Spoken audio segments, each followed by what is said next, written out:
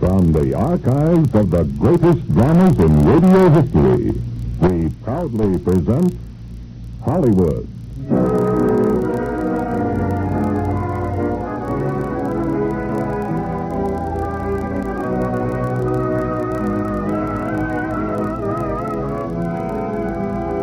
The Radio Theatre brings you Olivia de Havilland and John Lund in And Now Tomorrow.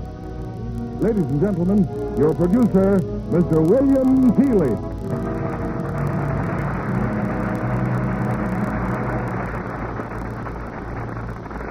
Greetings from Hollywood, ladies and gentlemen. A poll of the movie-going public showed that most of you prefer romantic drama. And acknowledging that preference, we bring you tonight the gripping story of a man and woman separated by a tragic barrier and drawn together by a strange and irresistible attraction. The outcome of this conflict you will hear in Paramount's stream success And Now Tomorrow, based on Rachel Field's best-selling novel of the same name. Starred in our cast is one of the screen's most versatile and charming players, Olivia de Havilland. And co-starred with her is John Lund, making his first appearance on this stage. Our story takes place in a small town in New England. Here's the first act of And Now Tomorrow, starring Olivia de Havilland as Emily Blair and John Lund as Merrick Banks.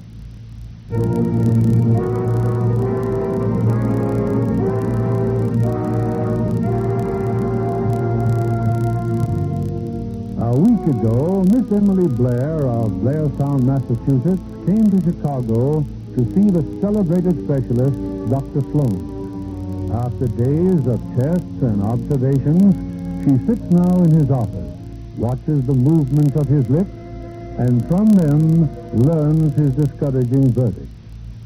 What you're trying to tell me, Doctor, is that there's nothing you can do for me. I'm sorry, Miss Blair. No hope at all. I'll never see again. There's always hope. Miss Blair, 2 years ago in 1935, you had a severe case of meningitis. The result is a marked deterioration of the auditory nerve. I know of no cure for it. I see. But I'm only one man, Miss Blair. There's Chase of Johns Hopkins, Merritt in Rochester, Thoreau in Montreal. And I've seen them all except Corot. I've been examined and tested by so many specialists, I couldn't face another one right now. I'm going home for a while. Perhaps that's best. I'm glad you haven't let your deafness be a handicap. You read lips remarkably well. I've had excellent teachers and a great deal of practice. Well, thank you, Doctor. Oh, wait a minute, Miss Blair. A doctor's obligation goes beyond mere diagnosis. Your personal life may have a bearing on what anyone can do for you. You're not married, are you? Really? Now, what possible bearing has that on the case? It might have a lot to do with any advice I could give you. Well, I'd rather not discuss my affairs. As you wish. I only want to help you. Well, I suppose there's nothing I shouldn't tell you. My parents died some years ago. I have a younger sister. She lives with me. And so does my aunt, who manages our factory. But no husband. I'm engaged.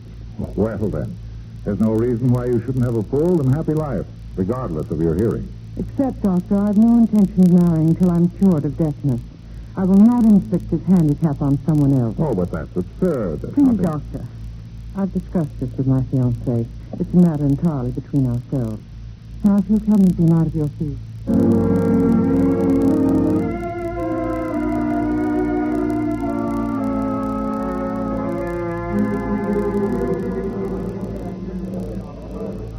Miss, your bags are in the drawing room. You getting on now? How soon are we leaving? 5 minutes, miss. I'll walk down the platform here. Yes, ma'am. Gangway! Gangway! Gangway! Lady, look out! Look out there! Get out of the way! What's the matter with you? You want to get yourself killed? I'm sorry, I didn't mean to grab you, but that baggage truck was about to run you down. I didn't hear it coming. You see, I'm deaf. I know. You sure you're all right? Perfectly all right. I'm getting on that train, too. Here, let me give you a hand. Thank you. I'm sure I'll manage nicely myself. Okay, manage nicely by yourself.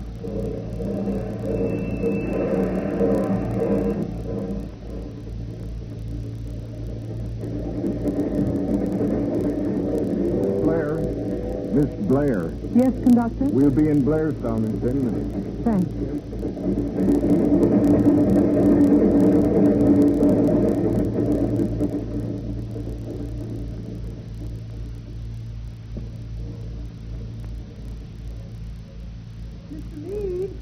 Mr. Meade. Why, hello there, Miss Emily. Dr. Cab here, Mr. Meade. Why, sure. But aren't they coming down to meet you? Did you say something, Mr. Meade? I said, aren't they coming down to meet you? No, I wanted to surprise them. Oh, your cab. It seems to be engaged. Huh? There's someone in it. Sorry, mister. I've already got a passenger. Oh? Oh, I see. Oh, Mr. Meade, I think I'd rather walk. If there's any walking to be done, Miss Blair, I'd like to do it. Apparently you know my name. Yes? I'm sorry, but Mine's Vance. Dr. Merrick Vance. Well, Dr. Vance, you've seen me embarrassed once. The baggage truck, remember? I'd rather you didn't see me embarrassed again. Meaning? But I'd feel much better if you shared this cab with me. Just as you say, Miss Blair. That's so, mister. Dr. Weeks' house, please. Oh, you're a friend of Dr. Weeks? He practically brought me up. He's our family doctor. Isn't he everybody's here in Blairstown?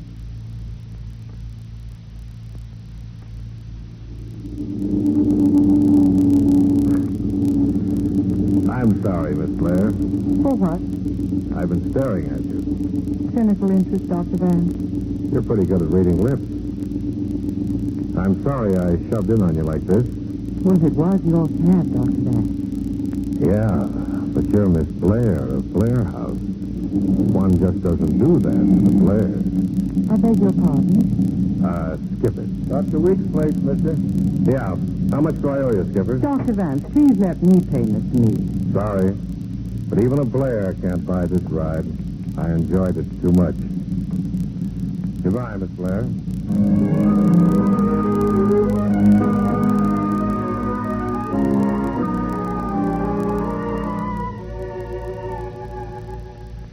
You're home. Oh, Emily, dear, I'm so glad to see you.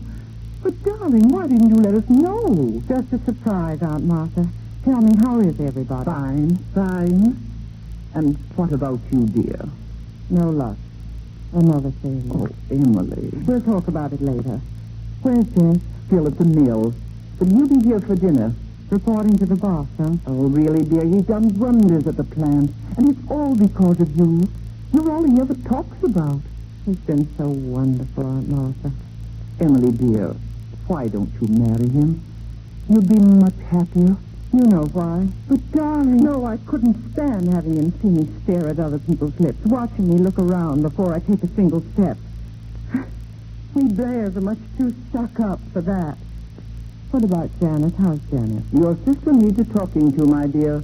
She's out entirely too much, and no accounting for it. Who knows? Maybe it's romance. Well, I'd better go freshen up. Hurry, dear. I'll phone Jeff right away. Oh, Dr. Will's coming for dinner, too. Wonderful.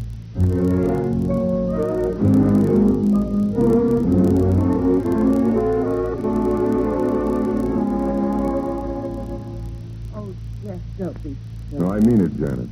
You shouldn't come to the office like this. Oh, darling, please don't scold. Oh, it's this hiding, lying about working late. But, Jeff, we didn't want to fall in love. We tried our best not to. Maybe we didn't try hard enough, huh? Yes. You haven't kissed me all day, and I... Oh, now what? Hello? Yes?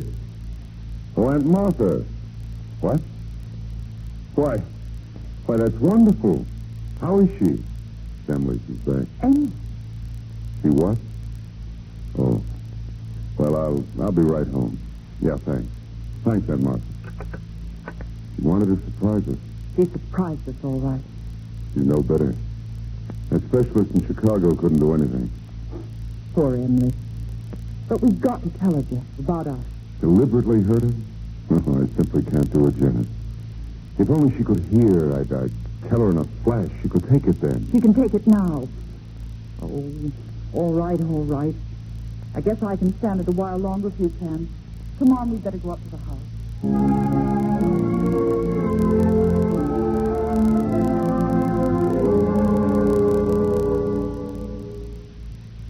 And that's why you sent for me, Dr. Will. Emily Blair. That's right, Merrick. Because Sloan could do nothing for her. How did you know? Well, she sent me a wire before she left Chicago. Look, Dr. Will, I'm not for the Blairs. Sure, I've had some success with deafness. But I'm just a guy working in a free clinic. Merrick, we've known each other a long time. You're very close to me, my boy. But so are the Blairs. And just what do you want me to do? I want you to stay here for a while and treat Emily Blair. Oh, you know I'd do anything in the world for you, Dr. Will, but this I can't see.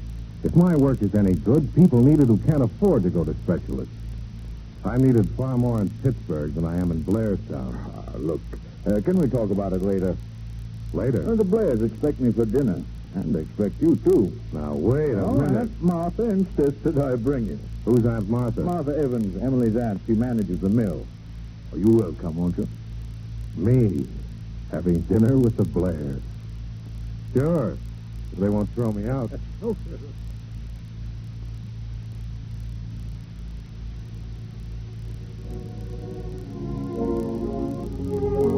Janice and Jeff and I are having coffee in the study, Dr. Vance. Won't you join us? Oh, thanks. Where's Dr. Will? Playing bridge, I think. We're all leaving for the Hodges dance at 10. I hope you'll come along, too. Now, don't worry about me, Miss Blair. I hope you're not too scientific to walk, Doctor. Jeff, turn up the radio. I'm afraid I never had time to learn. Yes, you come and dance. By all means. Emily, dear, this is the tune we danced to at our engagement party. May I? I'll try, Jeff, but remember I can't hear the music. Cigarettes, Doctor? No thanks. Oh, I'm so sorry, Jeff. I couldn't. Oh, come on. We'll start again. Poor Emily. She's trying so hard not to let her deafness be a handicap. Yes, I see. Oh, I am sorry. My fault, darling. They're playing it faster than they used to. No, really, it's no use, Jeff. And it's really no fun dancing when you can't hear music. But, Emily, what about the Hodges party? If you don't mind, Jeff, I don't think I'll go. Emily. But, darling, we promised. Yes, I know. So you go ahead without me. Without an escort? Of course not. Jeff will go with you. That's all right, Jeff, isn't it? Emily, there'll be lots of people there not dancing. I know, dear, but I'm tired. I'd rather not go, honestly. Well, darling, we said we'd be there early. Yes, you'd better leave. You're sure you don't mind? Of course not, darling. And have a good time. Good night, dear. Night, Dr. Vance. Good night, Mr. Soden. Excuse me. I'll turn off the radio. You, don't like to make compromises, do you, Miss Blair? You think that's why I'm not going to the Hodges? Isn't it? You're very observant, aren't you? That's part of my business. Besides, I know much more about you than you realize. We've met before. We have. Mm-hmm. It was at a Christmas party at the mill. Our name wasn't Vance then. It was Bankovich. You were about 7 and I was 12. You were giving out Christmas baskets to the workers. Everybody thought you were so cute. I hated you. Would you like to know why, Miss Blair? Not particularly. I'll tell you anyway. A week before Christmas, my father was let out of his job. He didn't have much to eat that winter. My father never got over it. He died a few months later. You blame me for hating your mill and everybody connected with it? Well, I'm sorry it happened, of course. But it wasn't my fault. No, it wasn't. Forget it. You've had a hard time, haven't you, Dr. Vance? Oh, not too tough. Dr. Will practically adopted me. Put me through medical school. Oh, I see. That's why I'm here tonight. He wants me to try to cure you. You? Oh, I know. You never heard of me. But I've helped a lot of deaf people, Miss Blair.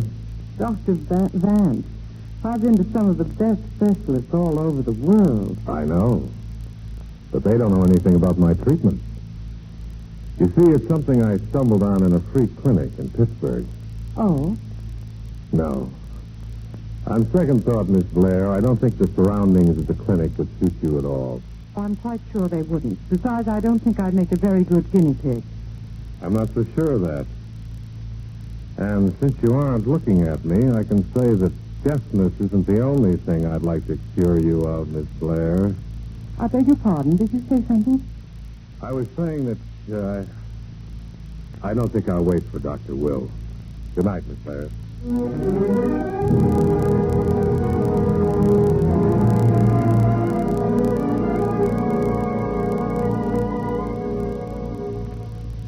Another cup of coffee, Merrick? Oh, thanks, Dr. Will. Yeah. Oh, by the way, you ran out on me last night.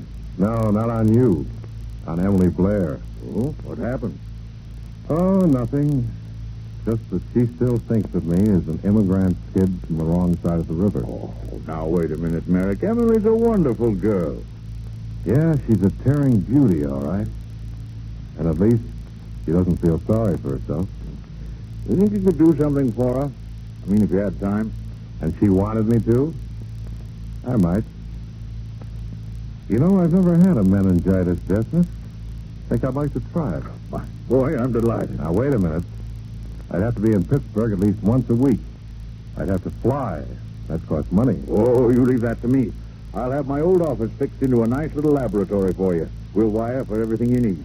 And I'll have Emily Blair here on Monday. All right. But remember, I'm doing this for you, and you alone. I understand, my boy. Perfectly.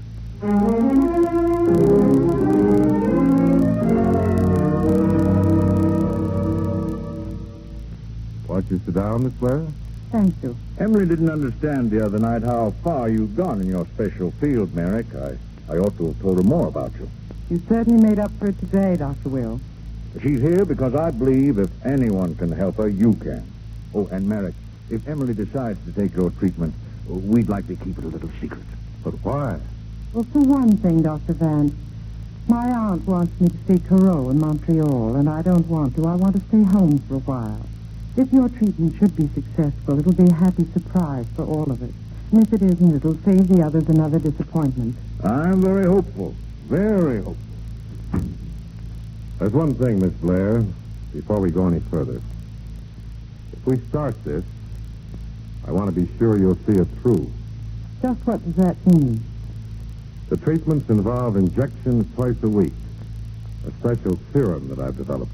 How long will it last? I haven't any idea. Well, I mean about how long. How long did it take with your other patients? That's no indication. None of them had meningitis. And not all of them were cured. You have much faith in yourself, have you? No. And you're not going to like the treatment.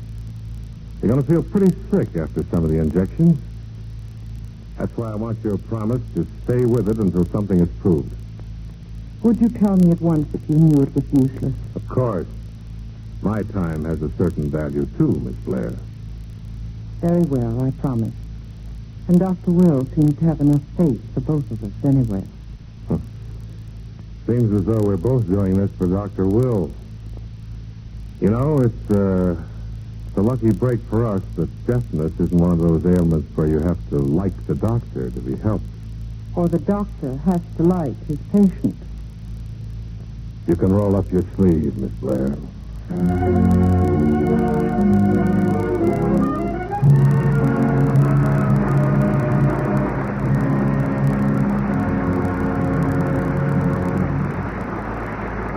Our stars, Olivia de Havilland and John Lund, will return in a moment in And Now Tomorrow. It is reasonable to say that without specialized committees in Congress, important legislation might never be accomplished properly. Because of the number, only those bills regarded as most important are passed from committee. In that event, it would seem that the Congressional Committee would be more of a hindrance than a help.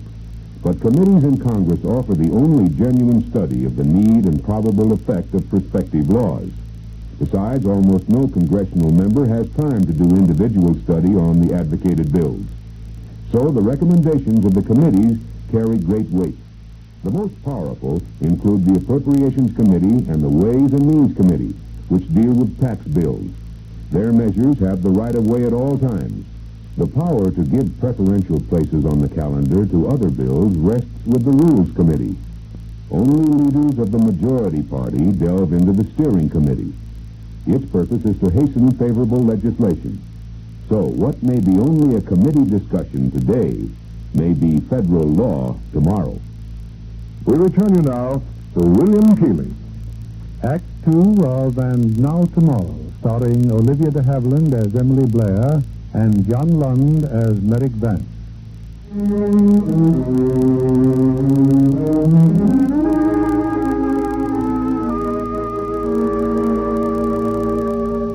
For more than 2 months now, Merrick Vance has remained in Blairstown.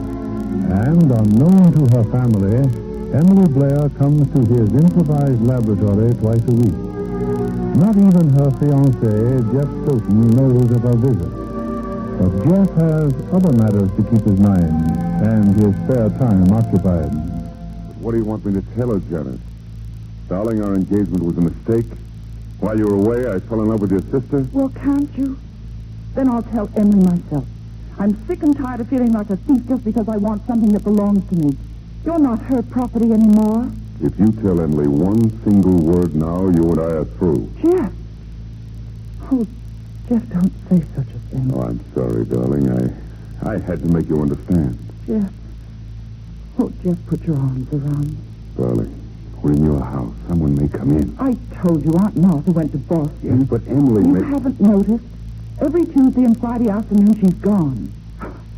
Wouldn't it be a laugh if she were double-crossing you? Janice. I just can't help being that. I can't stand this much longer. I can't. In case you're interested, Miss Blair, this is the 22nd treatment. Your arm looks sore. Does it hurt? Yes, a little. More than a little. But you're not afraid of pain, are you? Maybe you even like to suffer. I don't know what gives you the right to say that. Why don't you marry the guy? It seems to me you know more about my affairs than there's any need for. Anything that affects your state of mind affects your health. Anything that affects your health is my business. I'm your doctor, remember? Very well, Doctor, since you insist upon my saying it. You ought to know how unfair it would be for me to marry Jeff, the way things are. Unfair to whom? To him, of course. Who else is there? You. Really, Doctor, I just don't want to talk about it. I'm sorry, Miss Blair. Same time Friday.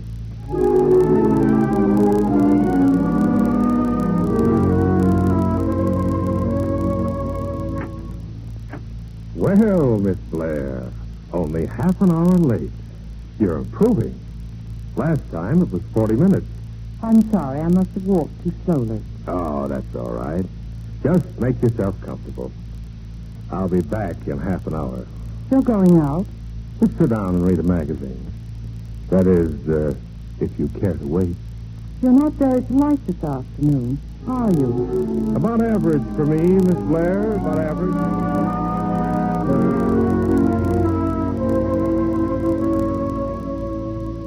Well, Doctor, when you say half an hour, you do mean 30 minutes, don't you? I'm sorry. I must have walked too slowly.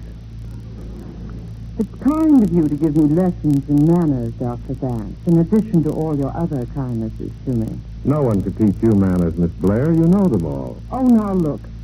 It's been over 10 weeks since I've been coming to you. Do we always have to fight? It isn't fair, is it? Especially when I have all the sharp weapons. I have an appointment with my manicurist. Otherwise, I wouldn't have bothered to wait. You know, it's funny. You came first because of Dr. Weeks. Today, you're here because you have an appointment with your manicurist. But I'm not discouraged. Someday, you're going to come here just because you want to get your hearing back. Doctor, you think you could stop back at the house later? Frankly, Miss Blair, I doubt it. Well, I wouldn't think of bothering you if Dr. Weeks were here. But Carrie, our cook, has a terrible cold, and Aunt Martha suggested... You can tell your Aunt Martha I'll be over after dinner. Now, if you'll step into the laboratory...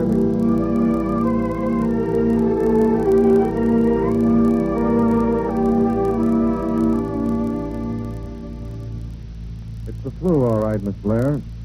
Keep Carrie in bed the rest of the week. And have this prescription filled right away. Thank you, Doctor. You sure you won't stay? A drink? I'm sorry, but I have to... Doctor, there's a phone call for you. Oh, thanks, Miss Evans. You can take it on the extension there. Thanks. Hello? Hello? Yes, it's Dr. Vance. Who? Peter Gallo? Yeah? What's the matter, Peter? Little boy? Yeah? What's his temperature? I'll be right over. Yes, right away. Goodbye. Do you mind if I make a call? I need a taxi. Well, if it's urgent, why don't you take one of our cars? Well, if you wouldn't mind. It's an emergency. Of course, the sedan's in the garage. Dr. Vance, Yes? let me go with you. Why? What for? Oh, just for the ride. Please, I'm bored stiff this evening. You won't find it amusing where I'm going. Shantytown. I'd still like to go. All right. Get your hat and coat.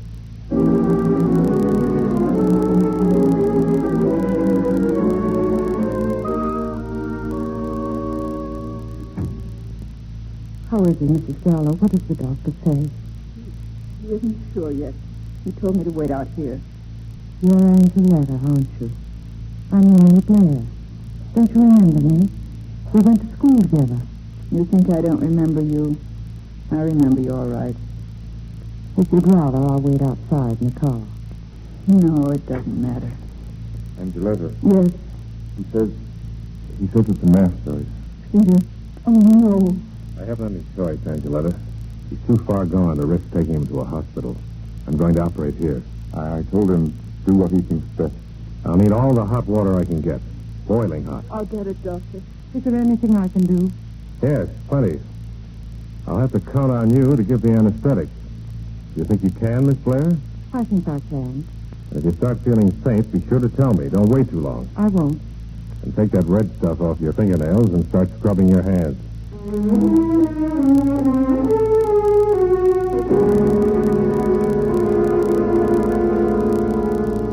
Doctor, can you tell us?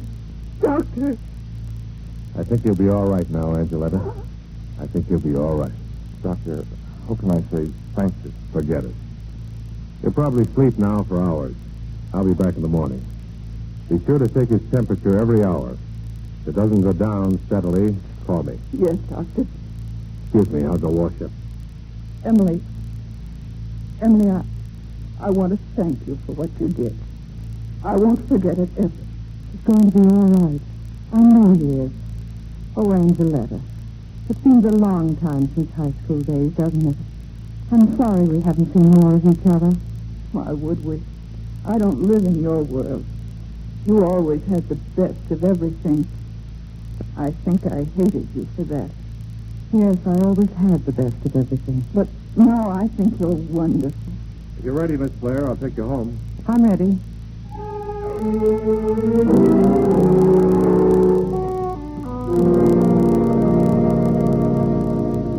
Do you mind if I keep the light on in the car? Light? Why?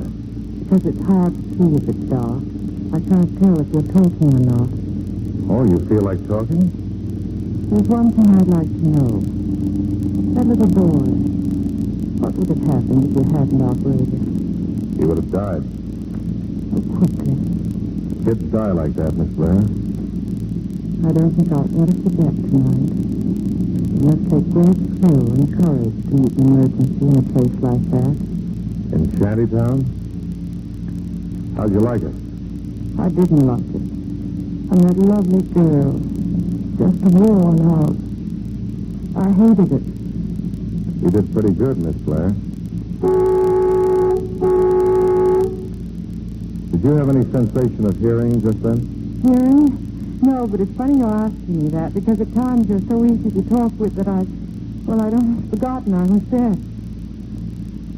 You know, it's a shame you weren't born poor. Poor? That easy rut of prosperity you were born into. That you'll be stuck in if you marry that guy you're engaged to. I happen to love Jeff Stoughton, and the only kind of life I want is the kind that we'll have together, whether you approve or not. Okay, if that's what you want, I hope you get it. How about stopping for a cup of coffee? I'd like it very much, Dr. Van. I have a first name, if you feel like using it. Well, that's very kind of you. But I don't think it would be professional now that I'm your anesthetist.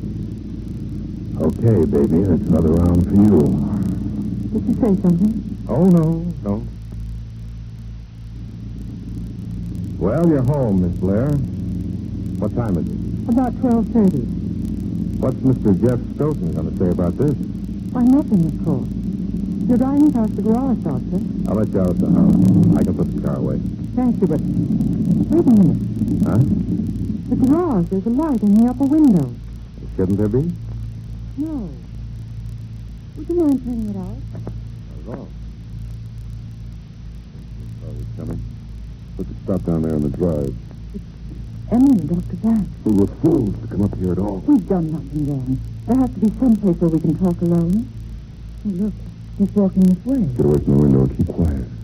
He's coming up the stairs. For Pete's sake, keep quiet.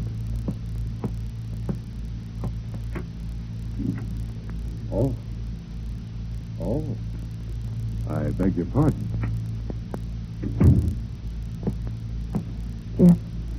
He'll tell Emily. No, we won't tell him anything. I hope he does. I want him to tell us. Doctors don't tell other people's secrets. Everything all right? Wait, listen. Yes, Miss Blair. Everything's all right.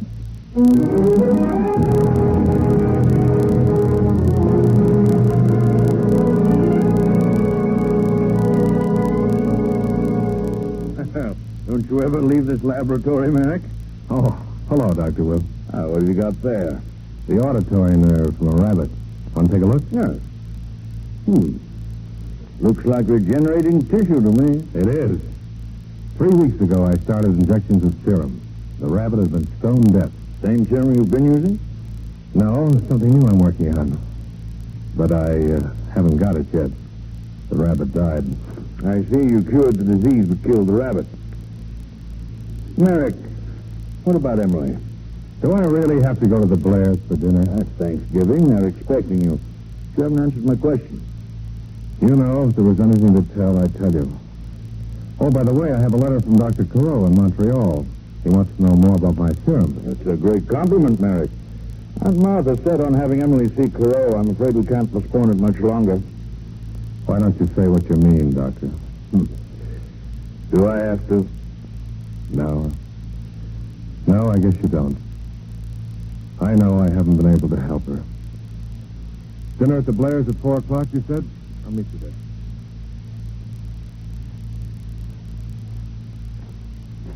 Oh, good afternoon, Dr. Vance. Am I too early? No. The others are having cocktails in the house. Shall we go in? There's something I'd like to tell you first. Yes. You know, there's no place as beautiful as New England in November. And nothing suits this background more perfectly than you do. You have just the right color, just the right touch of frost. Is that what you wanted to say to me? No. It's been almost 5 months since we started this treatment. You made a promise then to stay with it until something was proved. It wasn't too difficult. I made a promise, too. Yes, to tell me if you knew the treatment wouldn't help me. Do you consider 5 months very long? Oh, very long, Doctor, when you count every day of them and wait and hope. You know, at first I didn't have any faith in you. I didn't even like you. And then after that night when you operated on the gallows child, what is it you're trying to tell me, Doctor? Another failure? I don't want to give up. But you have a perfect right to know that the prospects aren't too bright. I guess I should have suspected it. Well, there's always Dr. Carreau in Montreal. No, there isn't. Did you say something? I said no, there isn't. Oh, there isn't what? Dr. Carreau regards the meningitis deafness as incurable. I wrote and asked him. But I could have told you a month ago that I wasn't getting anywhere. That wasn't being too honest, was it? Not if you were sure. Oh, there's no such word as sure. I didn't tell you because, well, I just didn't want to go back to Pittsburgh. I thought you liked Pittsburgh. There's no Emily Blair there. What did you say? I said there's no Emily Blair in Pittsburgh. I see. You can't cure me, so by way of compensation, you're willing to make love to me. Well, who are you that a man can't make love to you? A princess in an ivory palace or something? You might at least have had the good taste to keep it to yourself. I never learned your kind of good taste, so I can finish what I was going to say. You're engaged to a man named Jeff Stoughton, but you won't marry him. Why? Because you're deaf. That wouldn't make any difference to me. You think it does to him? Well, whether it does or not, he won't go on waiting forever, even though he is a Pennsylvania Stoughton. Knowing him my entire life has dared to talk to me like this. Never. Maybe that's what's the matter with you. Why don't you try acting like a human being for a change? Pride isn't enough for even you to live on. Have you quite finished, Doctor? Yes. Maybe I've said it all wrong, but at least I've said it. Then perhaps we'd better go into the house. Oh, well, here they are. Just in time for a drink. Cocktail, Emily? Emily, will you have a cocktail? No, thanks. Doctor? Thanks. Jeff, there's something I want to say to you. To everybody. I have a confession to make. A confession, dear. I'm serious, Aunt Martha. For the past 5 months, Dr. Vance here has been trying to cure me with a special serum he discovered. That's why I've avoided going to Montreal. Emily, at least you might have told me. I didn't want to tell anybody. And anyway, it doesn't make any difference because Dr. Vance's treatment didn't work. I'm responsible for the whole thing. Merrick didn't want to do it. Emily didn't want to do it either. That's the funniest thing I ever heard. Fancy Emily going to this handsome young doctor on the slot. Dennis, behave. Please, I'm not finished. Dr. Carroll can't cure me either. Dr. Vance had a letter from him. Now, apparently, no one can cure me. Yes, I'm going to be deaf all the rest of my life. Darling, I don't... For the past 2 years, I've been indulging myself in a very selfish attitude. I've been asking you to wait, and not giving you any idea how long you'd have to wait. Dr. Vance made it very clear. I guess I was just too proud or something to see it for myself. Jeff, if you still want it that way, I'll marry you just as soon as you like. I've always wanted it just that way, Emily. Oh, Jeff, I hope you say it. Then we'll have our Christmas wedding after all. Even if I can't hear the wedding march.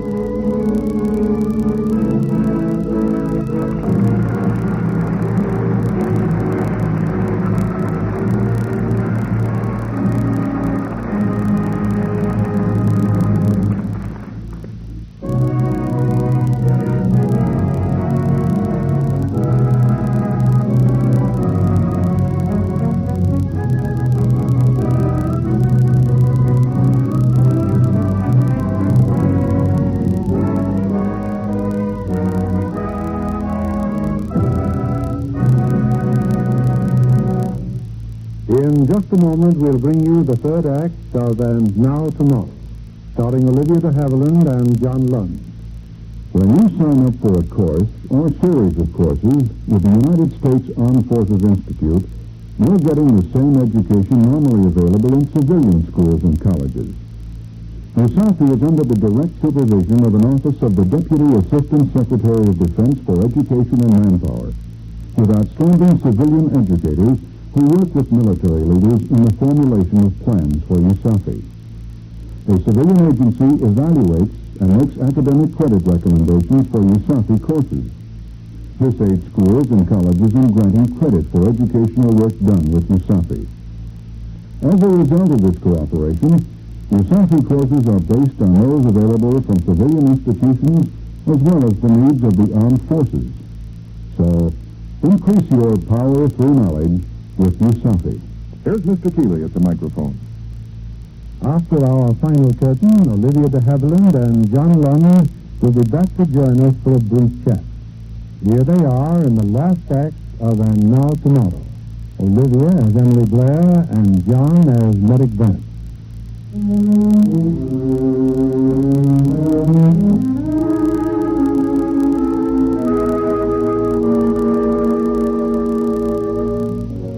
It's 2 days before Emily's wedding to Jeff Stoughton. In the home of Dr. Weeks, Merrick Vance is getting ready to return to Pittsburgh. He hurried to completion the last experiment with his new serum. Excitedly, he called for Dr. Weeks to see the result. All right, Dr. Will. Hit the tuning fork and watch the rabbit. What? He jumped. Sure he jumped. It scared him. Last week, this rabbit was dead. He's had 5 shots. Very small ones, but he's cured. Well, a complete cure? Yeah, but on a rabbit. I'll have to go back to Pittsburgh to really test it. It'll have to be on human beings, volunteers. When are you leaving? Tomorrow. Well, then I'll see you after I get back from the rehearsal. Rehearsal? Yes, at the church. I'm to give the bride away. Oh. Be sure to give her my congratulations.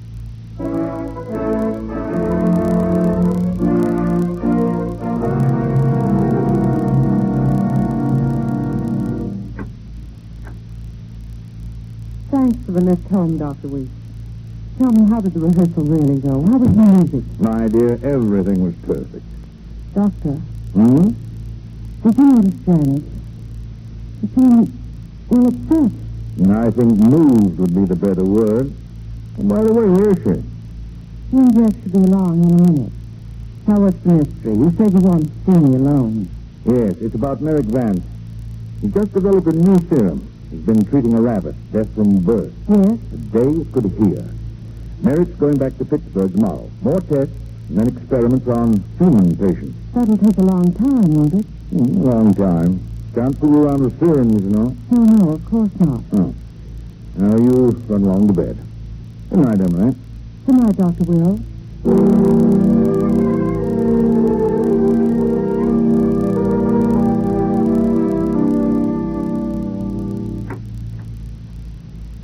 Miss Blair. I know it's late, but I've got to speak to you.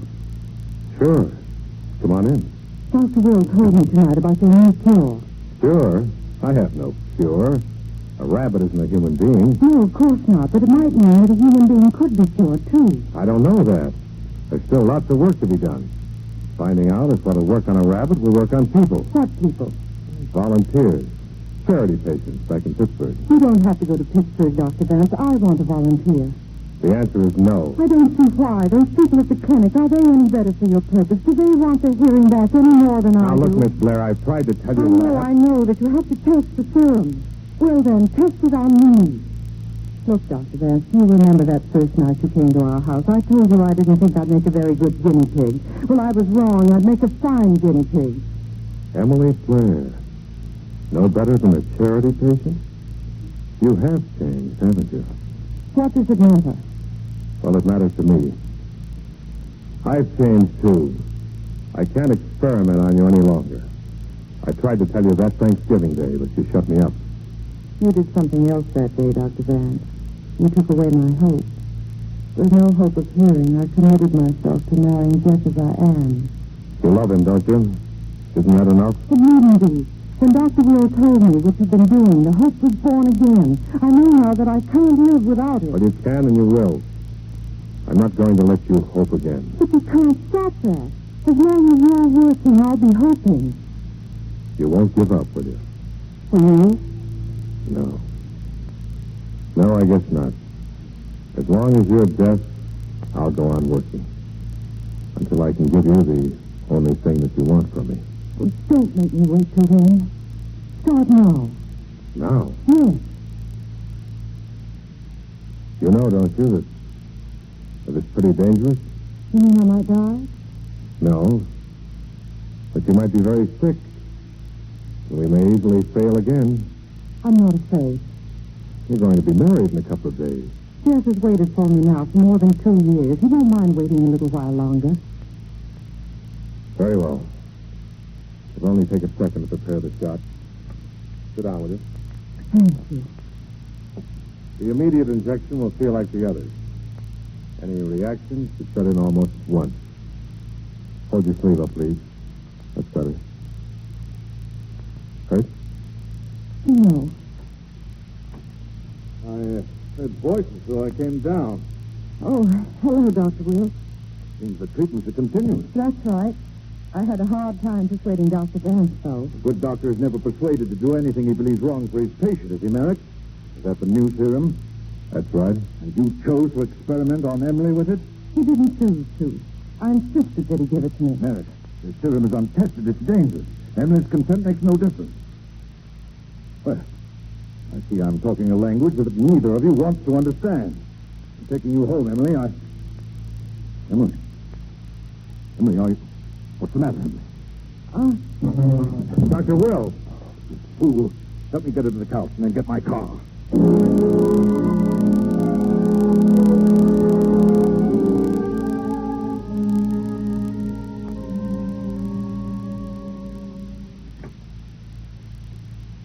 Dr. Will, how is she? The pulse is regular. She's still unconscious. She's going to live? Yes, she'll live. No thanks to you. Well, I can leave now. But I had to know. Of course. What time is it? 7:10. Just time for you to make the 8 o'clock train. Just.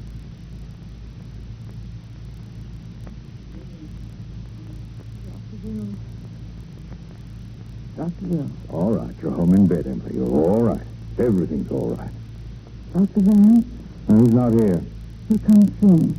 He's on the train to Pittsburgh, my dear. He went away. Not until he knew you were all right. I see. What happened to me? The injection, it produced a sort of shock.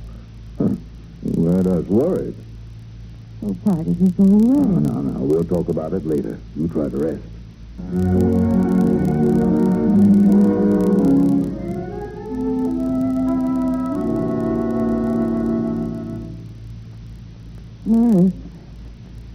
Nurse, what time is it? Oh, good morning, Miss Blair. It's 8 o'clock. I was about to get you some breakfast. And then Dr. Weeks wants to see you. It's so gloomy in here. I'll pull the drapes. Won't matter much, though. A real nasty day. Rained all night, and now it's turned to sleet. Fine day to be sick. Well, I started a fire in the fireplace. That should cheer you up. Anything you want before I bring your tray? No, thank you. I'll be back in a few minutes.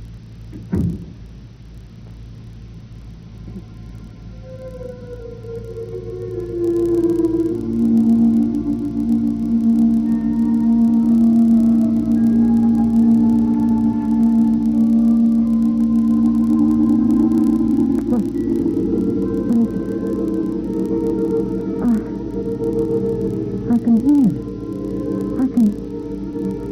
It can't be. It can't. A real nasty day. Rained all night, and now it's turned to sleet. Please against the window pane. I can hear it. I started a fire in the fireplace. That should cheer you up. And the crackling of the log. The sound of the train. And my own voice. It's true. It's true. I can hear. Nurse.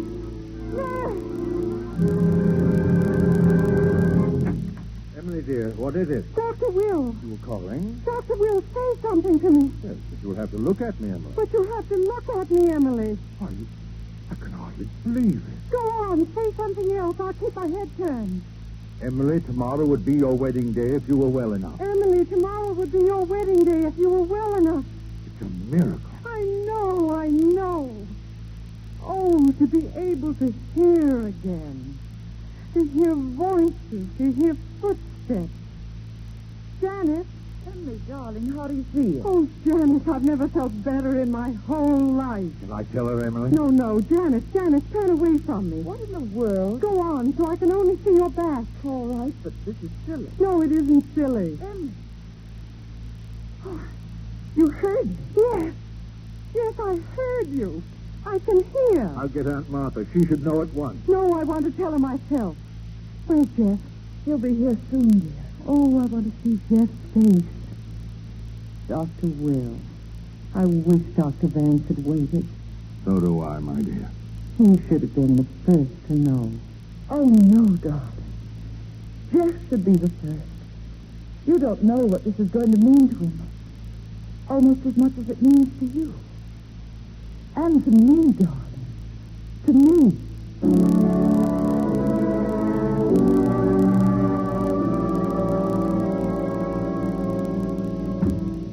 Hello, Janice. How's Emily? She's waiting for you, Jeff. In her room? Yes. I'll go up with you. How is she, Janet? She's fine. Never better. What? She's better than she's been for years. Oh. Well, if that's so, we wanted to postpone the wedding. Are you really going through with it, Jeff? Of course I am. What else can I do? A man of honor, aren't you? Keep your promise. Well, that's the way things are. You'll have to accept them just as I have. I see. She's deaf, so you can't let her down. That's the way I feel. Here's her door. We might as well go in. Jeff, before we go in, I want to be sure of one thing. Yes, Janet? You do love me, don't you, Jeff? Janet, please. You aren't afraid that she can hear you, are you? After all, she can only hear you when she's looking at you. Yes, of course I Then know. say it. Do you love me? You know I do, Janet. Thanks, Jeff. You'd better go in now. Emily has something to say. Aren't you coming in? I think now she'd rather see you alone. Janice, please come in. Hello, Emily. You're looking wonderful. Well, Jeff, so you love Janice? What do you mean? I think it's simple enough. I heard you. You heard me. Yes, You can hear. you can hear, Jeff. There's no reason now why you shouldn't tell her. Yes, I think you'd better tell me, Jeff. Emily, I'd rather do anything than hurt you. Even marry me. Emily. Now, look, Jeff, will it help you any if I tell you I'm not going to ask you to choose between Janice and me? I have no apologies, Emily. You were away a great deal, and we fell in love with each other. Janice, what about you? Do you love Jeff? Yes. I love you. I see. Janice, sit down. Jeff, you sit down, too. Both of you. Oh, poor Jeff. You haven't been happy, have you and Janice? No, we haven't. Meeting secretly on country roads, over the garage. Over the garage? Yes. It was the only place we could talk alone. Why, that's strange. One night I came home with Dr. Vance. I saw a light in the window, and he went upstairs to turn it out. We were there, Janice and I. He saw it. He saw you? Yes. Oh, that's funny. Didn't mention it. And then on the terrace on Thanksgiving Day, he practically challenged me to marry you, Jeff. I wonder why he thought that was a good idea. Yes, I think I'll have to ask him the next time I see him.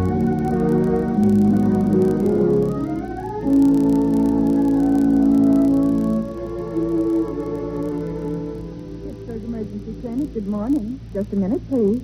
Pittsburgh Emergency. Yes, he's right here. Who? Oh, just a minute, please. Oh, Dr. Vance. Yes? There's a call for you. You can take it there at the desk. Yes, thanks. Hello. This is Miss Blair, Dr. Vance. Hello, Miss Blair.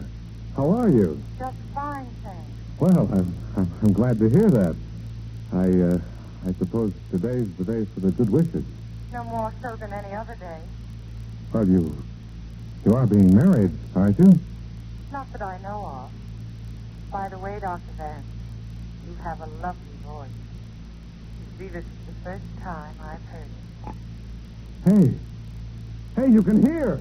You're telephoning. The serum works. You can hear. Hello. Operator, somebody cut me off. Cut you off, sir? I was talking to Massachusetts. It was very important. Dr. Vance. Miss Blair. Emily, you phoned from here. I was talking to you on the house phone just across the hall. Quick, into my office, right this way. You can hear. Yes.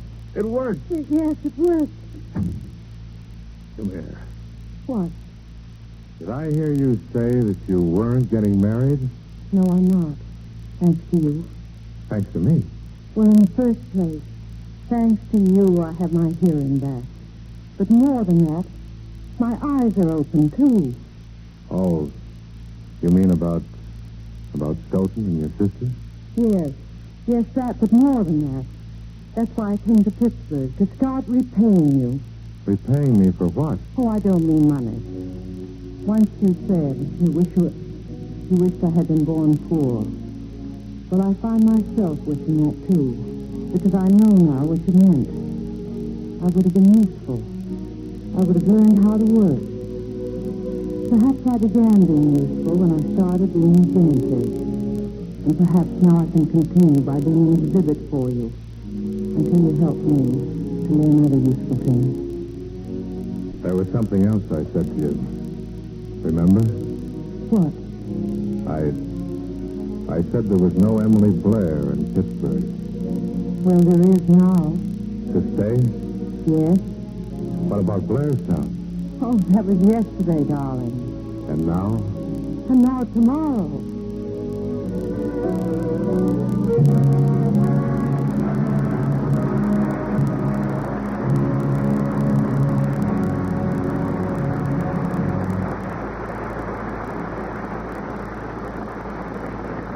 Our stars, Olivia de Havilland and John Lund, come to the footlights for their curtain call, with our congratulations for 2 excellent performances. And our congratulations to you, Bill. Good night. Good night, and thanks to both of you.